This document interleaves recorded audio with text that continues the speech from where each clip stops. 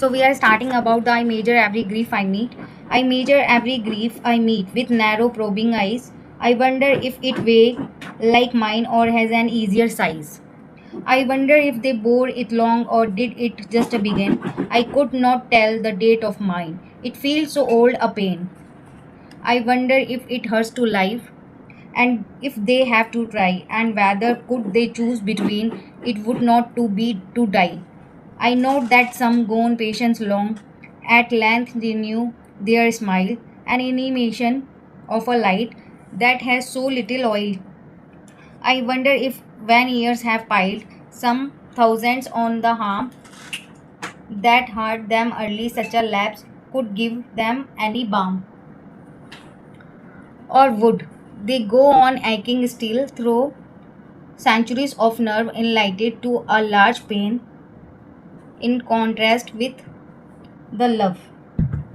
The grieved are many, and I am told there is the various cause that is but one and comes but once, and only needs the eyes, their grief of want and grief of cold, a short they call despair, their banishment from native eye, in sight of native ear. And though I may not guess the kind correctly, yet to me, I pricing comfort it affords in passing Calvary to note the fashion of the cross and how they are mostly warm, still fascinated to presume that some are like my own. इसमें ये कविता की शुरुआत में जो first paragraph है उसमें वो ये कहना चाहती हैं, आई मतलब अपने आप को वक्ता कहती हैं कि जब भी उनका जो दुख है वो ये सोचती हैं कि जो उनका दुख है वो करीब से देखती हैं तो अपने दुख की तुलना और दूसरे के दुख की तुलना वो करती हैं कि मेरा दुख ज़्यादा है या इनका दुख ज़्यादा है। वो ये सोचती है कि अन्य लोग जो हैं उनकी तरह ही महसूस करते हैं या उनसे कुछ अलग हटके करते हैं। वह ये सोचती हैं कि इस मृत्यु जैसी स्थिति में रहते हुए भी कभी उनके मन में मृत्यु या आत्महत्या का विचार आया था। उसने कुछ ऐसे मृत्यु लोगों को देखा है कि जो अपनी मुस्कान को बनाए रखने की कोशिश करते हैं लेकिन फिर भी मुस्कान बनाने में मतलब एक ठोस वाली वो लेकर नहीं आ पाते हैं कि बस दिखावटी मुस्कान रखते हैं। और इसमें एक मेटाफोरिकल छंद भी है। ये मुस्कान एक दीपक की तरह है जो आने वाले प्रकाश की नकल जैसी लगती है, जिसमें तेल जीवन यानी कि जो तेल है दिए के अंदर वो बहुत कम बचा हुआ है। यहाँ लिखा हुआ है ना, an imitation of light that has no so little oil. वो सोचती हैं कि क्या सचमुच दर्द को ठीक कर सकते हैं क्या, या फिर यह दर्द सदियों तक बना रहता है। Some thousand I wonder if when the years have piled some thousand on the harm that hurts them early, such a lapse could give them any balm।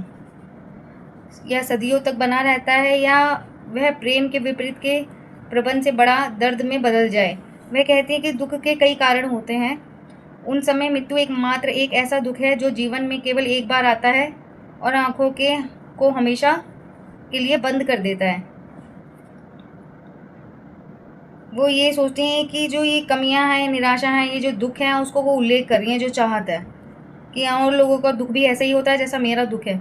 हालांकि वक्ता दुख के प्रकार के बारे में अनिश्चित है, लेकिन वह महसूस करती है, उनको ये नहीं पता कि उन लोगों का दुख क्या है, लेकिन वह सेम ही फीलिंग महसूस करती हैं कि सबने अपनी लाइफ में कुछ ना कुछ बलिदान दिया है या कुछ ना कुछ रहा है जिसके लिए उनको दुख है। आखिरी क्षण में वो ये कहती हैं कि ये दुख भी एक फैशन है, जो अपने लोगों को वो अनुमान लगाती हैं कि जैसे सब सह रहे हैं उसी दुख को, अगर जो भी उनके साथ प्रॉब्लम्स होती हैं दुख में, जैसे वो निपटती हैं अपने दुखों से वैसे ही और लोग भी निपट जाते होंगे। Still fascinated to presume.